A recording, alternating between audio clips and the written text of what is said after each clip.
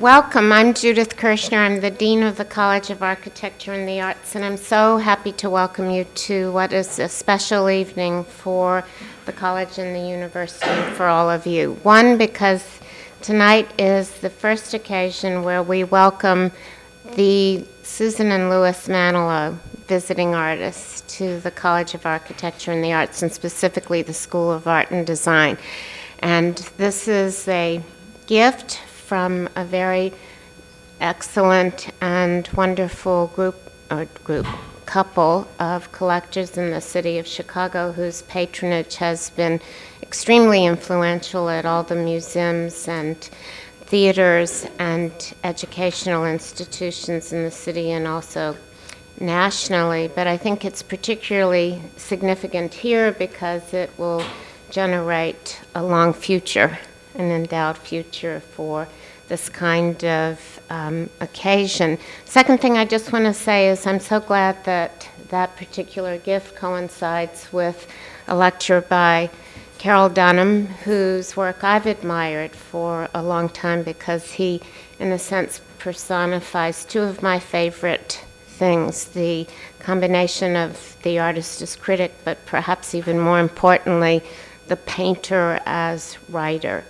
And the third thing I want to say is that this is also a terrific evening because we've been able to have Tip Dunham work with our students, and through the generosity of his colleague Pam Fraser also have him bring drawings to He Said, She Said, and that's also, I think, so central to the spirit of the college, that the personal becomes the institutional and leads to a larger collaboration. And the person who is the sort of mistress of all things that collaborate at the college is Lorelei Stewart, whom I'm happy to introduce, who will introduce Tip. Carroll Dunham. Thank you, Judith. You took half of what I was going to say, so I'm so glad. But I will maybe just back up for a second and make a couple announcements. We reserved some of these front seats, so if some of you are sitting in the back would like to move closer, please do. Don't feel like you can't move while I'm standing here talking. But there are 4 seats right here in front if you'd like to sit there, if some of you have an obstructive view or something.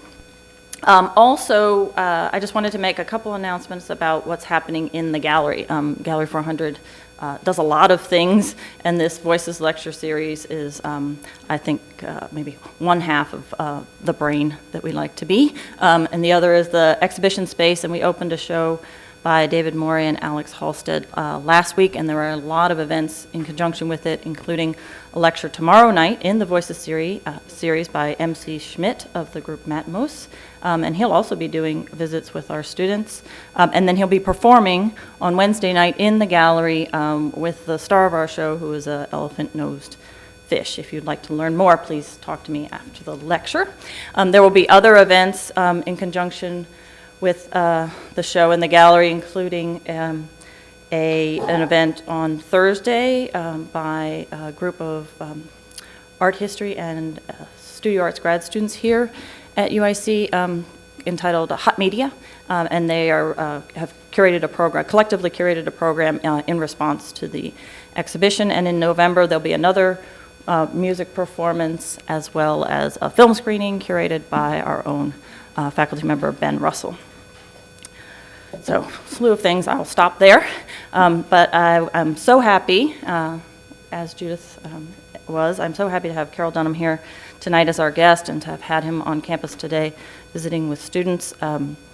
And I will read a little bit about him, and I will just warn you, I'm quoting liberally from Pamela Fraser, who so ably wrote about his work for her exhibition at He Said, She Said. Carroll Dunham has been making paintings since the 1970s that draw on the abstract, surrealist, and pop traditions. His works over time have involved tremendous formal experimentation, while figurative and quasi-narrative elements have developed at an incremental pace. When seen in a continuum, one can imagine a single long unfolding tale.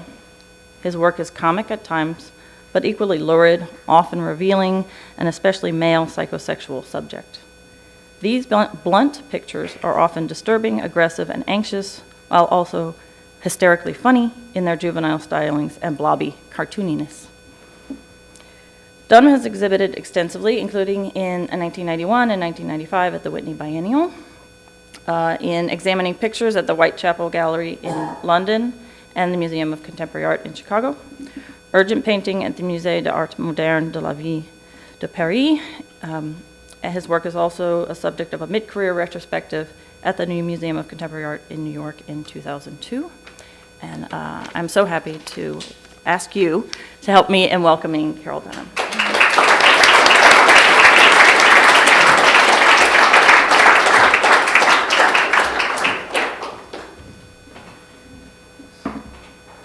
Thank you. I'm going to give you some, I'm just going to frame what I'm going to do, and then I'm going to do it. I'm only going to show you pictures of my paintings. I do lots of drawing, I do printmaking, I've made sculpture, and I have not found a way to make that be a manageable thing to put into a 45-minute or an hour-long talk. What I am going to do is just move through chronologically pictures of my paintings, starting back in let me just be sure we're.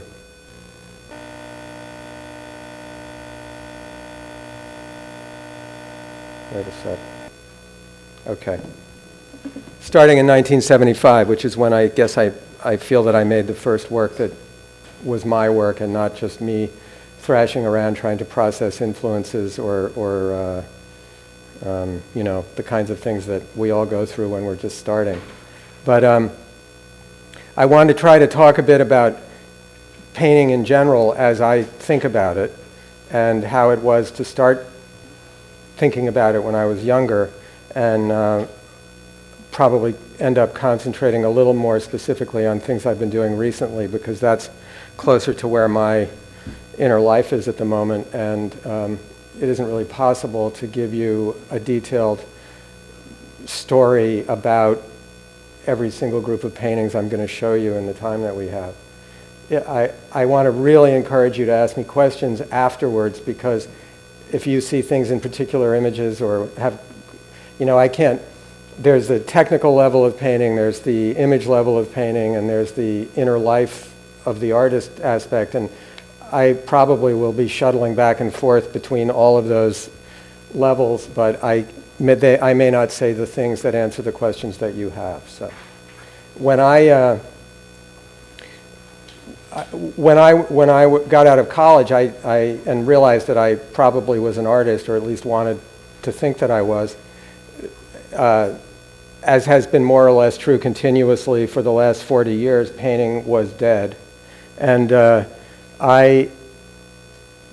there's actually an interesting thing. I went over to the MCA to see, just to see what was up, and coincidentally, a painting of mine was hanging there. So if you know, the talking about painting and looking at pictures of painting is very different than being in front of a painting. So if you want to have the experience of being in front of one of my paintings, you can have that. But that isn't why I mention it. There's a really interesting video at the museum, which has a group of the artists whose paintings are hanging, answering the question, why do you make paintings? And I thought, no one ever really put that to me quite that starkly. And I was thinking a lot about it. And I think the reason I started to make paintings was because I needed, you know, it was sort of stop me before I kill again kind of thing. I needed to be channeled. I needed to be reined in. I couldn't, the early 70s in New York was the beginning of, probably the beginning of the period of time we still find ourselves in, which was a sort of, it hadn't been called postmodernism yet, but all of the, a lot of assumptions that one had about the hierarchy of everything were being thrown into question, and it seemed as though art making was an infinitely malleable and open field, which for me was unmanageable. I needed something to focus on. And it interested me that I was so drawn to painting in an historical way. I loved looking at older painting. I hated art history class for the papers, but I loved sitting there looking at slides. And I liked going to museums. I really had feelings about painting. And it took me a while to realize that I could marry up my sort of almost libidinous connection to painting as it had existed historically and some attempt to build a kind of intellectual edifice around what we would now call a studio practice, although that term didn't really exist back then. It was never in any doubt to me that what I wanted to do was make abstract art. I felt like the time in which I was born and the sorts of issues that had been opened up in art in the modern period argued totally for abstraction as the only really interesting way to think about painting. I wasn't particularly drawn to pop art, which would have been the only form of representational painting probably that would have grabbed me at all. I was very interested in the whole history of surrealism and how that evolved into New York school painting. And I guess I still think of myself as in some way being the heir, not the heir, an heir to the tradition of thinking that started with painting in New York during right after the Second World War. I still see what I'm doing as somehow continuous in that chain. That's not to make claims about quality or importance, that's just to locate myself in terms of my own intentions. I think my idea about abstraction had disconnects and inconsistencies and ambivalences built into it from the very beginning that I didn't represent clearly to myself, because if I had done, I wouldn't have gotten anything done. So in the interest of trying to find a vocabulary and a way of working that felt both personal and meaningful to me and also valid in the historical context that I found myself in, I struggled with that, and out of the various things that were in the air, I was trying for 5 years when I decided to make paintings, really to figure out how not to make a Robert Ryman painting. And the first painting that I saw, that I showed you pictures of, was the beginning of I think of it as sort of the DNA moment, where I saw a way that a reduced vocabulary, reduced set of means, and a decision to sort of accept painting as a meaningful category of object, all those things came together into something that I didn't feel like I had seen before. And that was the beginning. But I was always, the discourse around the materiality of painting and the processes involved in painting were very big when I first started paying attention to things and reading art magazines and going to see shows, so that was always a big influence. At various points, I would say that eccentric or slightly unusual materials have played a part in my idea about painting. I started with the idea of building painting in a new way. I never wanted to make oil paintings on canvas. So I started out making things on panels, using weird sort of old-fashioned paint, casein paint, which is, you may or may not know, is an ancient form of paint made from milk. Eventually decided I was actually more interested in the generic painting object and what that might be, which to me meant canvas on stretchers, so I switched to that, and I was able to make bigger paintings.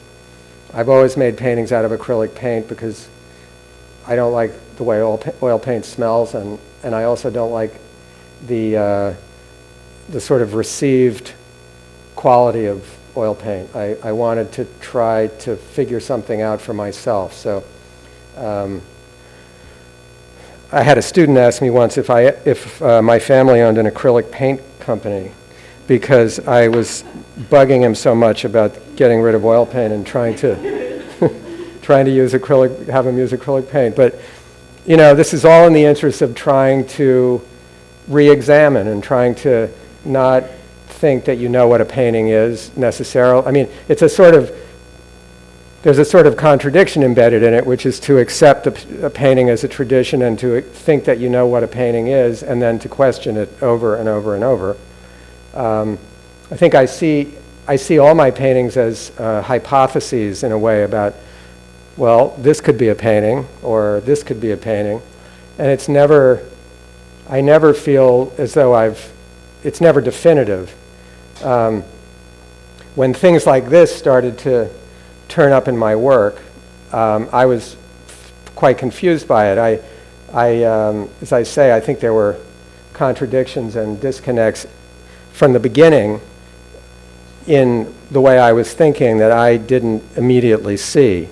One of the things that one of the rules I go by for myself is that I try to honor things that won't, that are insistent in my consciousness. And if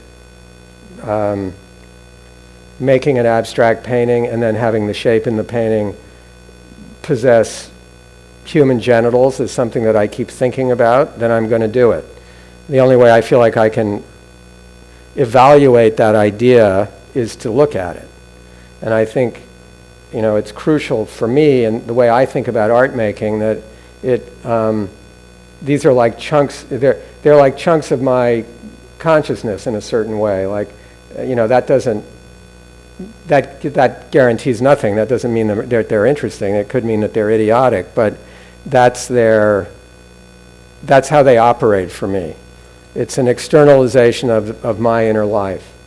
I'm aware that my painting partakes of events in my life. I can see in hindsight that my work changed when my wife and I had our first kid, or when I moved my studio, or you know, I can retrofit a reading onto my work that is connected to events in my life and things that are more personal, but that's not how I think about it as I'm going along. I really see my work as a completely self-generating, self-contained, self-referential thing. The thing I don't think I knew about painting when I started to do it was that, and that's why I look back and I use the term DNA to talk about that little painting. I mean, I'm not talking about these things specifically. The first painting I showed you is the size of my laptop, and you see a picture and it's, you know, this big, and you have no idea what it looks like as an object, or it doesn't help you. It's a kind of logo of painting, what you're seeing here. Some of these paintings are ginormous, some of them are small. All you're getting is a kind of image outline or something. But that's the condition we have here. I mean, I'm not saying there's a problem, just to point out the obvious, really. But when I started to make my work, I don't think it ever dawned on me that in some way it's like a baby. It's like the adult is already there. And I now look back and I see that there's this weird kind of continuity. There are no breaks. And I've had many people over the years say to me, you know, your work changes so much, or you know, how did you switch from, you know, why did you switch from making abstract paintings to making, you know, figurative paintings, or whatever word you use? And it never felt like that to me. It always felt like in this thing is the seed of the next thing, and whenever I've felt stuck going forward. It seems as though it's always something that's already in the work, that it's almost like what's in the background moves to the foreground, but there's really nothing new. And I'm sure that seems weird in a way, given the changing nature of how the paintings look, but I do think that's a truth about life and about art making, and it may actually be more true of painting than it is of certain other things. I don't know. I go back and forth a lot between painting, between and among painting, drawing, and printmaking, and a lot of the things that are in my paintings start out in drawings. I do a lot of drawing, and if you were to go to Pamela's apartment, you would see 50 of my drawings, mostly little tiny drawings, which are a small fraction of the drawings that I've done around my recent work. But they're things I do very quickly, very intimate, little tiny things, take 10 minutes.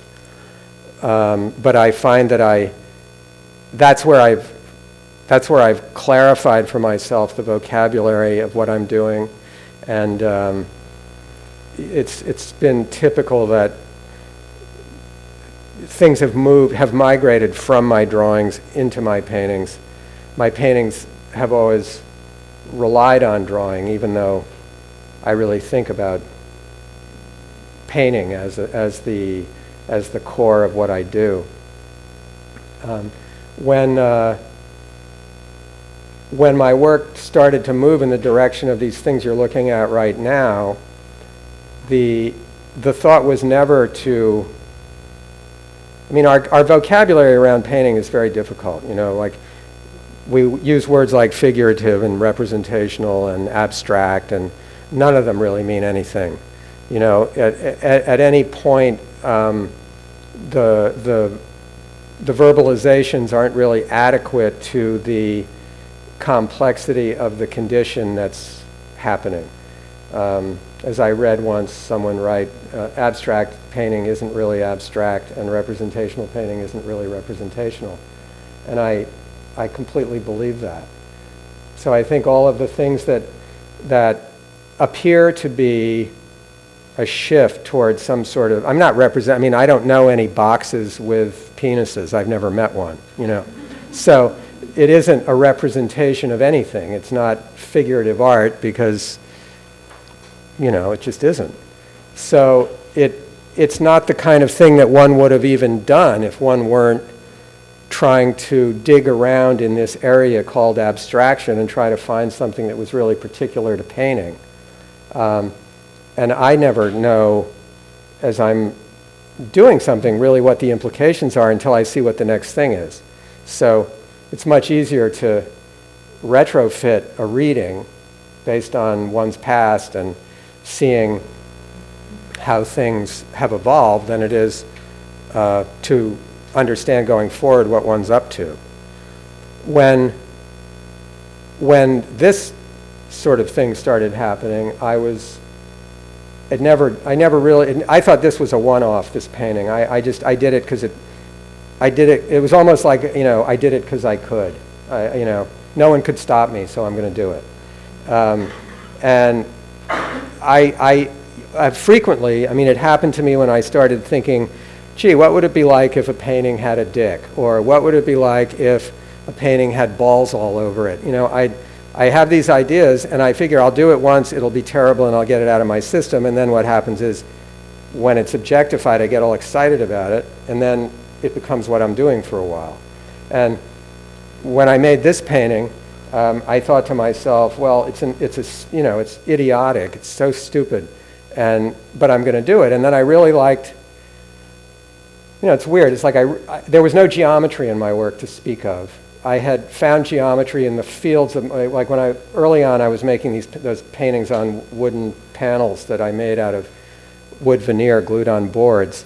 And I was using a lot of the material in the field of the painting to respond to, so the result was sort of me and the material meeting each other in some way, and that's what ended up being the painting.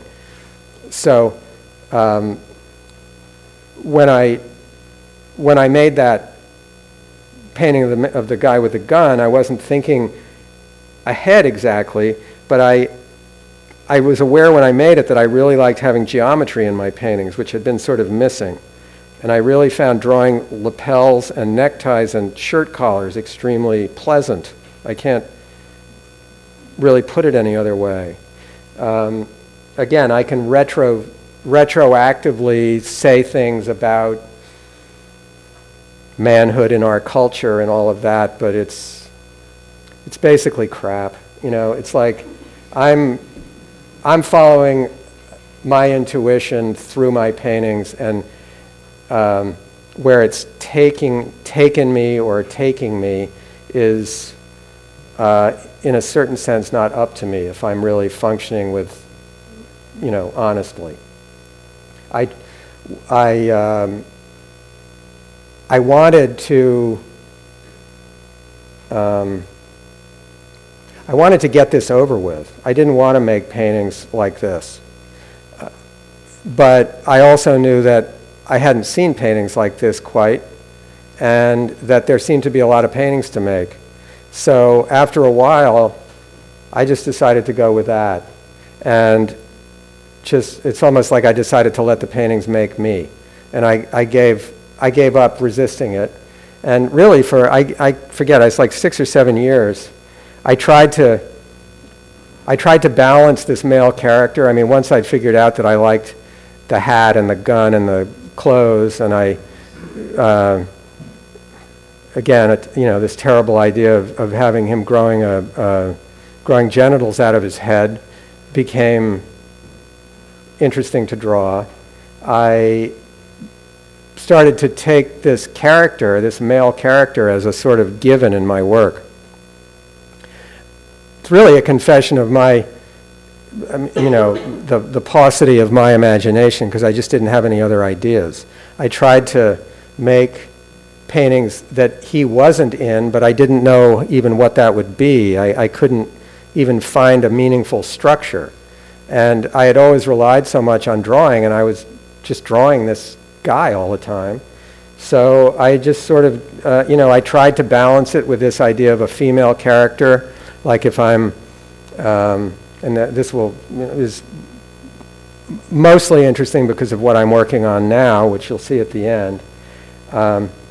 I tried to make a kind of 2 parallel series of paintings, one that included the male character and one that included these female images that I had been trying to develop, that I thought of from a formal point of view as having opposite quality of curvilinearity and kind of just a whole different morphology that seemed to counterbalance the geometry of the males. But it didn't really, I'd only made about 6 of those paintings. I called those things female portraits, and I only made about 6 of them. And then I decided that if I was going to get out of this and figure out how the male, figure out really what it was doing, that I had to just give into it and try to make it into a project. So I made a group of paintings in 2000, 2001. Over the course of a couple of years, I stopped using color in my paintings. I had felt like the paintings were getting to be too much like coloring books almost, like that the linear structures that I was developing, which were, you know, that came from my drawing and that defined the subjects and the composition of the painting, were being filled in with topical color, and that at that time seemed limiting and kind of sort of thin. So I gave up on the color, and I decided I would just make black and white paintings, and did so for several years. Came to the end of it, knew I couldn't make any more black and white paintings, and in another time thought to myself, well, I'm done with this character. Phew, that's a relief. And then found again I couldn't go forward without him in my paintings. So I took a a kind of literal look at what I was doing. I thought, well, if I'm really trying to push him out of my work, what would that be if he were kind of being pushed out of the painting? And so I began doing these series of paintings that involved odd croppings and rotations of the character, some with settings like the one you just saw, which had a fragment of a building and a kind of notional horizon line, and some like this one, which had no such thing. I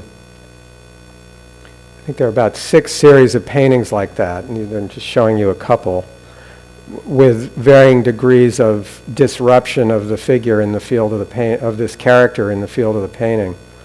I'm showing you this painting because it was a regression that I undertook in the middle of this period of time when I was doing all the paintings of details and odd croppings. I decided it would be interesting to go back to this subject of planets, which I'd been working on quite a few years earlier, in the light of what was going on in my work at the time. So I made this one very big painting, it's 10 feet tall, of this orange blob inhabited by all of what you see.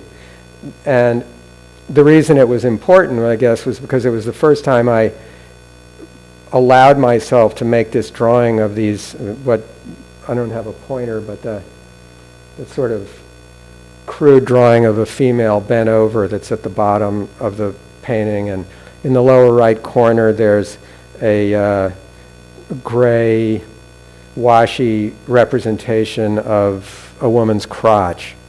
I was sort of mortified at my own interest in that, but I wanted it in my painting.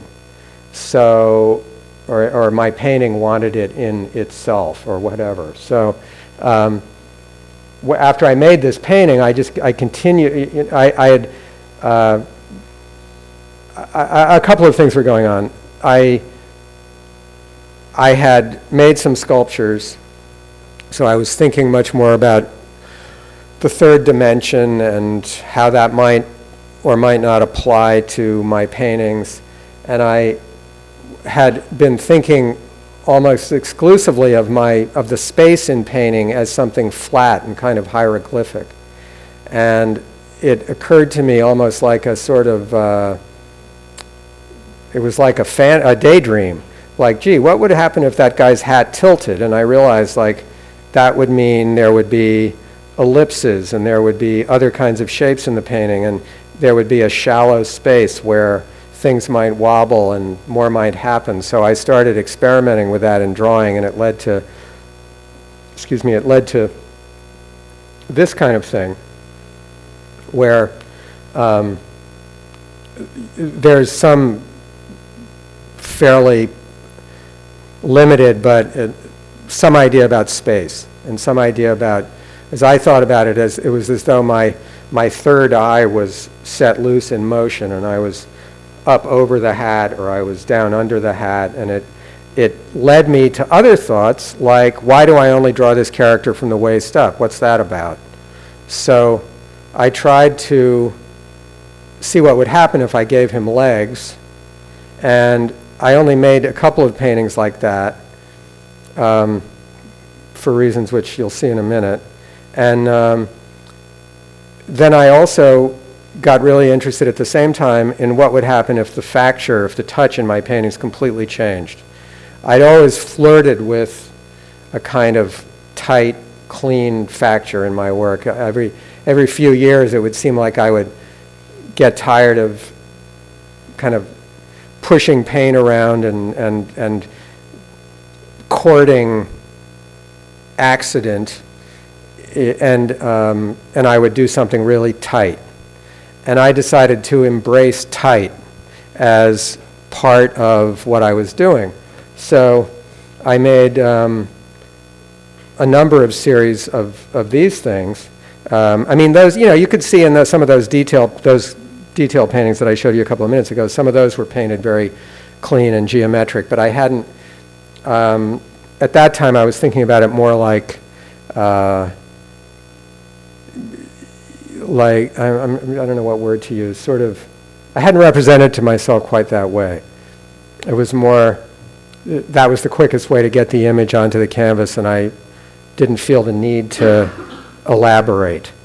This was much more conscious. This was like, I was playing around with the idea that the guy might be dead, because I think I wanted him to be dead, and if I thought about him being dead, it opened up the palette a bit. You know, I had given in to the fact that in some way, I'm a kind of coloring book painter, and that was all right with me. But I'm still very interested in like how what we think of as formal decisions affect psychology, and vice versa. So telling myself a sort of fantasy that, so now the guy's dead. You know, I called this whole group of work Afterlife, and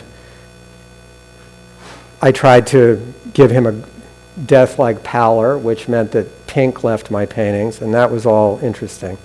And then there was this other thing going on at the same time, which was me messing around with imagery like this, which turned into a big group of paintings. I didn't like so much those paintings of the guy with legs. They seemed a little bit too, I don't know. They didn't work for me. They were too straightforward, maybe. But I just didn't see why I should really care if he had legs or not.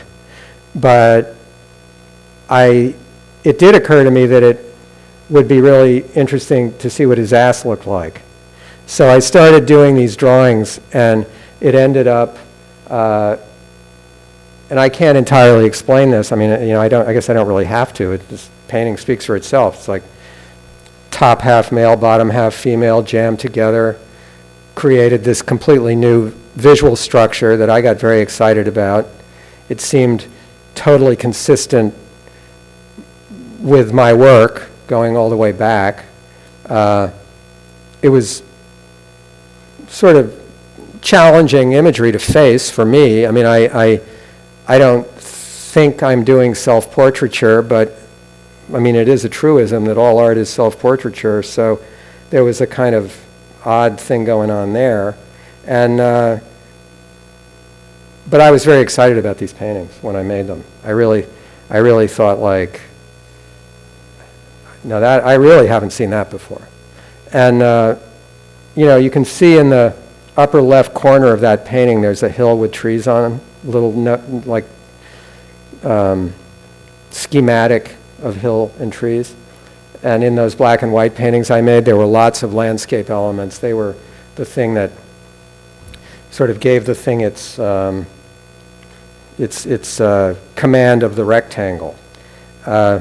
So I came to the end of this group of paintings. I now realize, looking back, that this is, you know, a literal representation of the end. I didn't tell myself that at the time, but you know, this is like the end of him. That felt good, and I already knew for some reason that I was interested in making paintings of trees. I don't know why I knew that.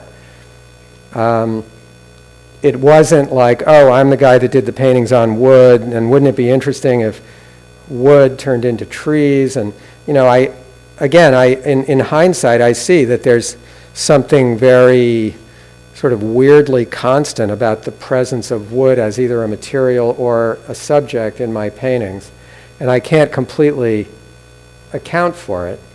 But I started to work on drawings, and I do quite a bit of work on monotypes at a print studio in New York, and which I find a very useful way to explore things connected to my paintings.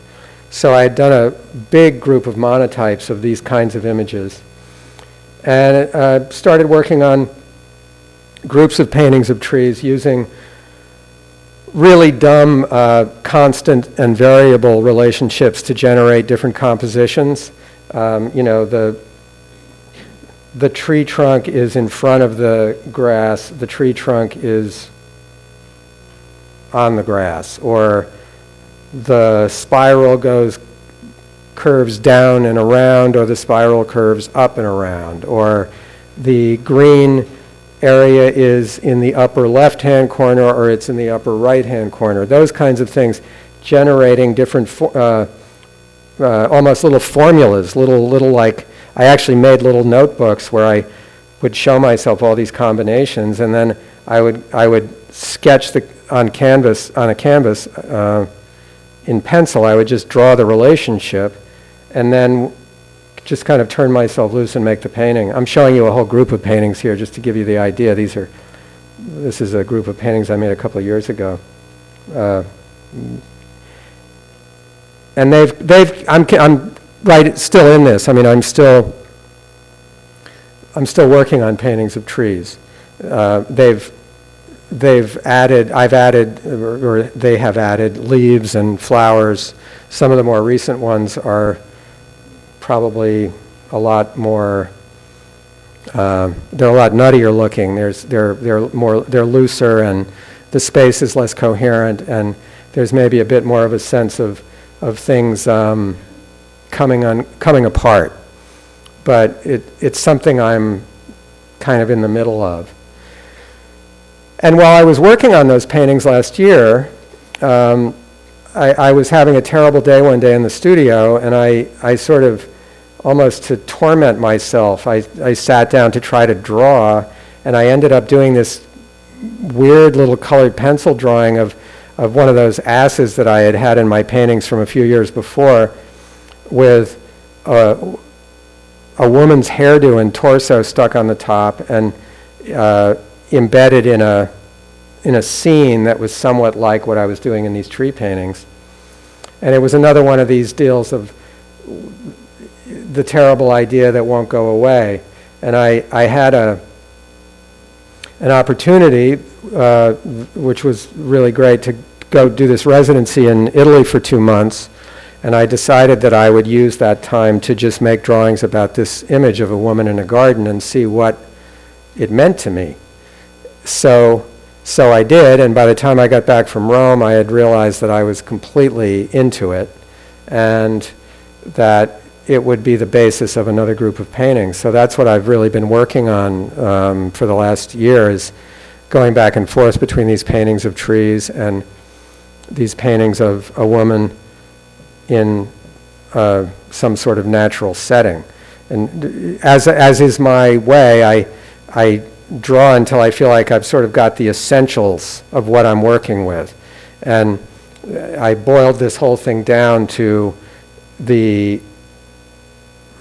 some part of a woman's body and this receding landscape with a horizon and one tree. So most of these paintings, except for a couple, that's what's in the painting in terms of subject matter. Now, so much of painting is not subject matter, and this is one of the problems with giving slide talks or PowerPoint talks about painting, that from one point of view, I really think that subject matter is kind of the least interesting thing about painting, and that the words subject matter and content are frequently used interchangeably, and I don't use them interchangeably. I think they're very different, what they mean. And someone that I used to work for years ago said to me, subject matter is what a painting's about, and content is what a painting is. And I think you could quibble with that if you want to, but it works for me, because I think for any artwork to be useful to anyone else, to be meaningful, it isn't the same as reading or being told a story or having something, or even having something demonstrated. It's not a demonstration of an idea. It's not a demonstration of anything. It only is. It's what it is. It is only this thing, and the way that something is painted. I mean, hugely influential quotation when I was, really starting to work on my paintings. I read something, an interview with Robert Ryman or some statement he had written or something, and he said the question is never what to paint, the question is always how to paint. And when I was younger, I heard that as an issue of process or procedures. Now that I'm pushing 60, I hear it much more in much more plaintive terms, like how to paint, you know. But I think it operates on both those levels. And so when I'm talking to you about images of this woman and you're looking at these, you know, pictures of this woman's crotch and all this stuff, it seems as though that's where sort of, you know, that's where the money is. But for me, that's not quite true. It's almost like the subject matter, once I settle on it, once it finds me and I've narrowed it down to what I think its real essence is, I don't really see it anymore. I'm not like, you know, in some ravening fit about drawing a giant breast. It isn't like that. It's like, it becomes a structure, you know, and of course, I'm not trying to, I know this can sound kind of disingenuous, like, you know, it's like big painting of like a woman's breast and this guy's pretending it's like, you know, formal abstraction. And that's not how I mean it. I need both things to happen, you know, for me to be interested in a painting. It's like, I mean, I was talking the other day at the Art Institute about Jim Nutt, who's an artist whose work I really like, and you know, you describe a Jim Nutt painting to somebody, it doesn't sound interesting. There's nothing interesting going on there except what he made. It's so amazing to be in front of one of those things that you know, in a way that you can't possibly understand from a representation of it. And I know that the kind of subject area that I'm operating in with these paintings is the sort of thing that runs the risk of taking over the entire conversation, and that must in some way interest me or I wouldn't be doing it. So I'm really just sort of fleshing out the dilemma for you. The idea of details that came to me when I was trying to make that male character leave my work came back in a very fruitful way with these recent paintings. And once I had established the parameters of the woman, the landscape, the tree, those little sort of green shoots coming out of the ground, I started to realize that by thinking in terms of croppings and details of the woman's body, that it really raised the ante in terms of compositional ideas, structure, the whole idea of space in the painting. I'm very interested. I'm extremely interested in you know, Pontormo, who's a important master of Italian modernism, and one of the things that I was always fascinated by in mannerism, and one of the things I've always been fascinated by in Italian mannerism are the radical spatial disjunctions, you know, like you see a giant figure floating in the foreground of a painting and then way down in the corner like something this big that's a million miles away. There's nothing that bizarre going on here, but I do like the fact that I'm making something that's really flat. If you stand in front of one of these paintings, there's no issue of illusion. I mean, it's paint. You can see exactly what it is. It's very brushy. There are stains and blobs and marks all over the surface, and it's painted rather crudely, so there's no way you're ever going to lose the surface when you're looking at it. But to me, that makes the idea that there's space in the painting even more interesting and more sort of philosophically complex. I'm also really, really interested in using black to create weird new shapes that aren't necessarily predictable. And deciding that this woman subject was going to have black hair, and that I've for a long time been basing the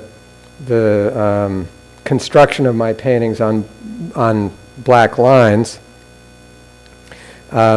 It seemed it kind of made sense. For a while, I was trying to. I mean, it was just a received idea.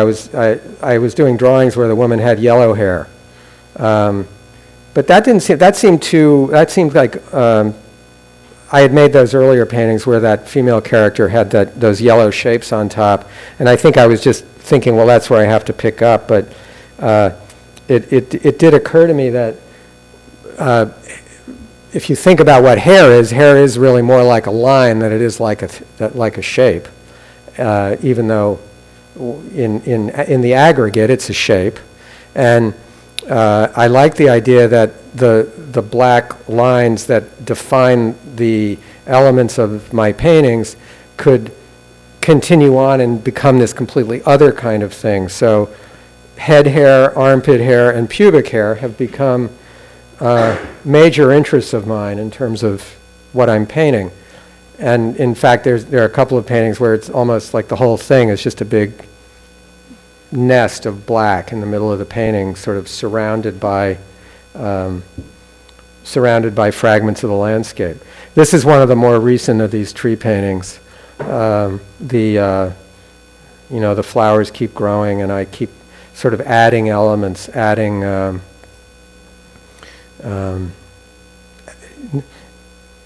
well, a digression. I did go through some sort of crisis where I thought I had some kind of an obligation to make things that looked more real, quote unquote. And I don't know why I thought that. There was something about these trees as a subject where I felt like, maybe you should be like looking at trees. I mean, I never looked at anything that I painted. And I tried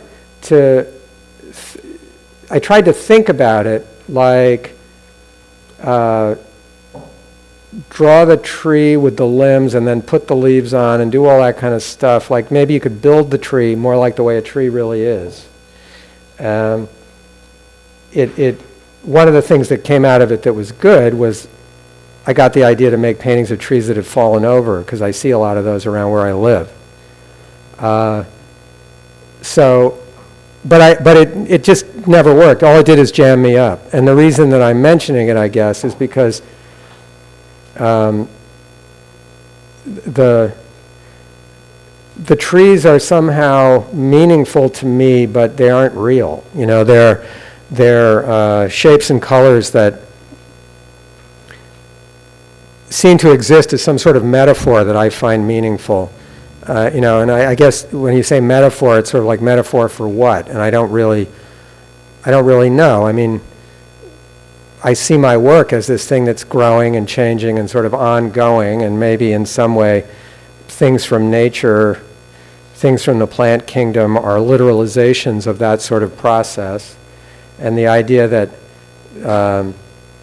things are additive, and then periodically things have to be cleaned out, almost like you have to start over, sort of the way forests need to be, like forest fires can be good for forests, that sort of thing. But, they aren't real trees, and they're just part of the constantly shifting, like the relationship of subject matter to my painting is sort of like, I don't think I've had an original idea from a purely formal or morphological point of view. I probably haven't had an original idea since the first day I made a painting. It's like everything was already there, but it wasn't a tree, and it wasn't a woman, and it wasn't a guy in a hat, and it wasn't a abstract shape that might have been a, I don't know, Martian zebra, who knows, whatever. Like the shapes, the vocabulary, the procedures, all of that is there already, like looking for objects, looking for things to be, And it's like, let us be a tree, and so now it's a tree. or let us be, you know, a woman's hair or whatever.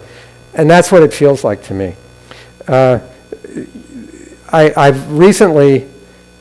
recently occurred to me that maybe it was a little bit overdetermined and kind of relentless to be always looking at this woman's ass.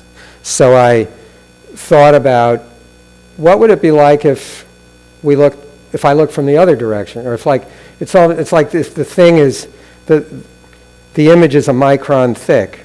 So what happened if it was rotated? And I realized that would be her head. And I immediately thought of her washing her hair. And I tried, while I was in Italy and I was working on all the drawings about the other stuff, I tried to figure this out. So when I came back, I sort of had I had a couple of little drawings that were just like a structure, you know, like this, pretty much what you see in this painting, the black, you can just look at the black lines and that blob in the center. That was what I came back from my research with, and decided to make it the premise for a series of paintings. So this was the first one.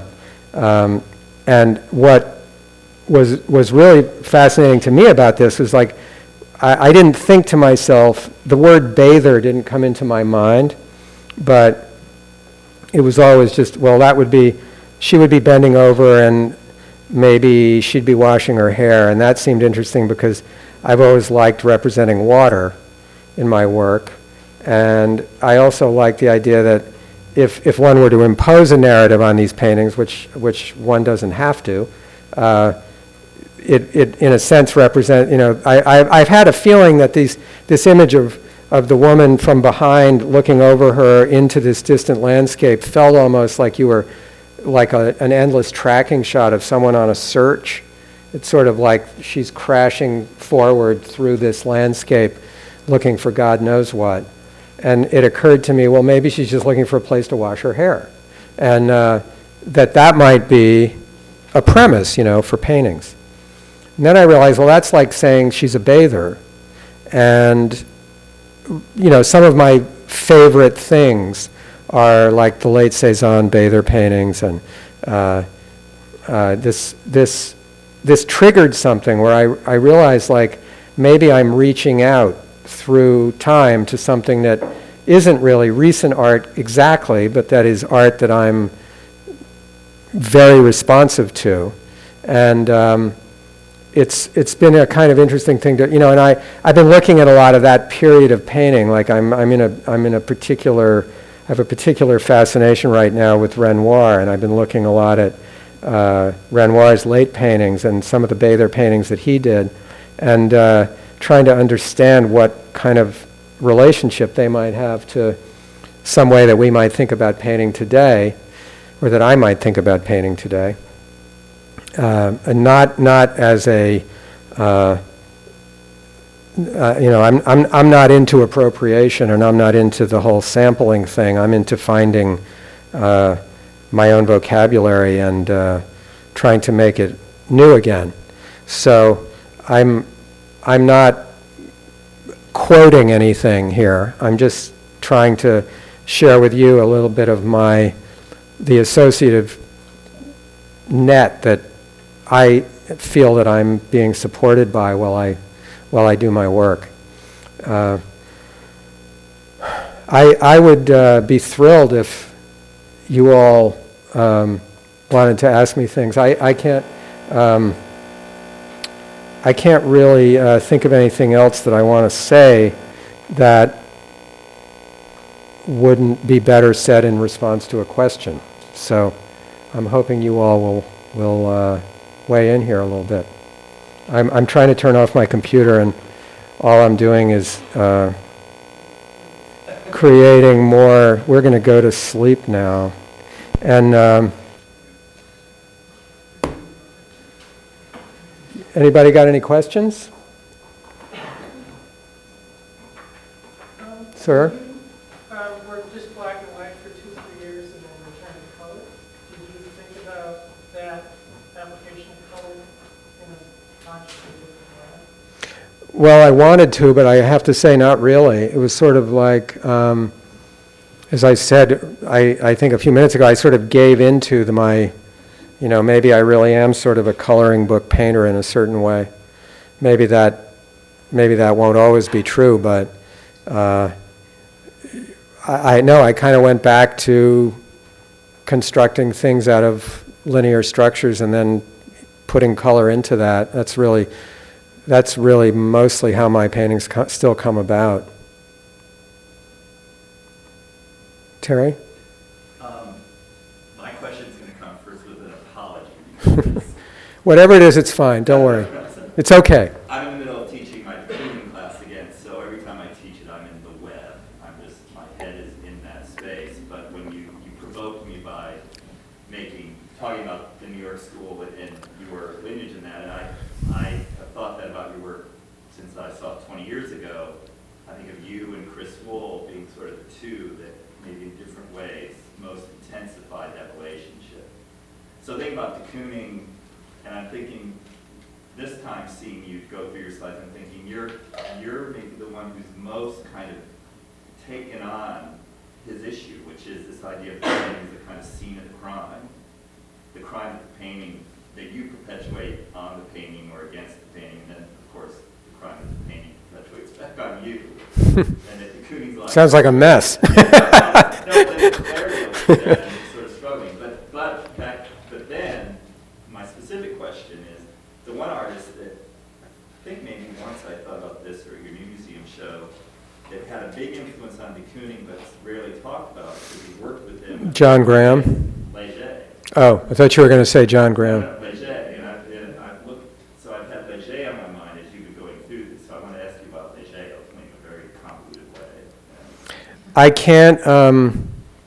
I can't get to Leger. Like I've really thought about his work quite a bit, and almost because I can't feel very much about it, and I'm so interested in Cubism, and what Cubism did to painting, and all the things that sort of, talk about a crime,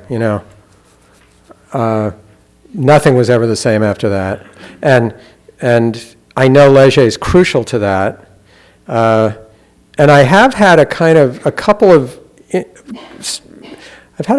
warm moments around some of Leger's later paintings when it became sort of more, like communist mural sort of thing. And I like thinking about the relationship to things like later, like to Roy Lichtenstein and stuff, who is an artist I got extremely involved with right around the time I started thinking about making really clean, tight paintings. But honestly, Leger isn't an artist that I have a really strong gut connection to. There's that painting of the modern that people connect to de Kooning's Woman and Bicycle called Big Julie. Right. And, that just sort of kept flashing through my mind. I thought you were going to say John Graham, who was also a big influence on de Kooning, and who I have thought a lot about over the last couple of years because of his, I should have shown a John Graham slide when I gave that lecture about Jim the other day, because, some of John Graham's portraits they go right to what Jim Nutt is doing. But no. Well, even de Kooning, I only got,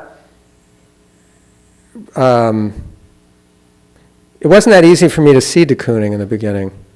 I think because de Kooning's work has so little to do with line, and I couldn't find the drawing in it somehow, And I always liked the women, but the abstractions I never really understood, and now I'm there, I'm very interested. Yes. I would, I'm not making comparisons ever, but I kept thinking of Gladstone in terms of the, folly and the tuning and the interesting thing. You kind of push him away because there's more graphic aspect of it. So would you say that that's sort of a person that that interests you as well, because he is just broad and he's black. Well, when I was first out of school and living in New York, and I was working as a studio assistant to somebody, and Philip Guston had the exhibition, you know, the now legendary exhibition of the first of those so-called late paintings. And I went to see it, and I didn't get it, but I was fascinated by the fact that all the older artists that in much the way that I interested, it was kind of connected in a way to the things I would hear about the artists here in Chicago.